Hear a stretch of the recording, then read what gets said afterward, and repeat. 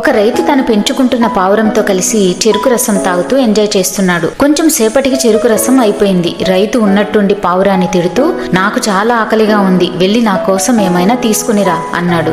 రైతు మాటలకు బాధపడిన పావురం, మా యజమాని కోసం నేనేం చేయాలి అని ఆలోచించి పొలంలో ఒక బొప్పాయి చెట్టును నాటింది. ప్రతిరోజు ఆ బొప్పాయి చెట్టుకి నీళ్లను పోసేది. కొన్ని రోజులకు బొప్పాయి చెట్టు పెరిగి పెద్దదై కాయలు కాయడం మొదలుపెట్టింది. చెట్టుకు వేలాడుతున్న బొప్పాయి పండ్లను చూసి పావురం ఎంతో సంతోషపడి, నేను ఈ పండ్లను మా యజమానికి తీసుకెళ్లి ఇస్తాను, ఆయన ఎంతో ఆనందపడతాడు అని ట్రక్కు నిండా బొప్పాయి పండ్లను నింపుకొని పావురం రైతు దగ్గరకు చేరుకుంది. బొప్పాయి పండ్లను చూసిన రైతు ఎంతో సంతోషంగా ఒకదాని తర్వాత ఒకటి తింటూ మొత్తం అవగొట్టాడు. మళ్లీ రైతు పావురాన్ని, ఇంకా నా కోసం ఏమైనా తెచ్చావా అని అడిగాడు. పావురానికి ఏం చేయాలో అర్థం కాక రైతుని ఎత్తుకుని అక్కడి నుంచి ఎగురుకుంటూ వెళ్లి ఒక మామిడి పళ్ళ తోటలో దింపింది. రైతు ఆ చెట్లకు కాసిన మామిడి పండ్లను తినడం మొదలు పెట్టాడు. కాని పావురం మాత్రం మామిడి చెట్టు మీద కూర్చొని రైతును చూస్తూ బాధపడుతూ ఉంది. నేను ఎంత మంచి పని చేసినా మా యజమాని నన్ను మెచ్చుకోడు,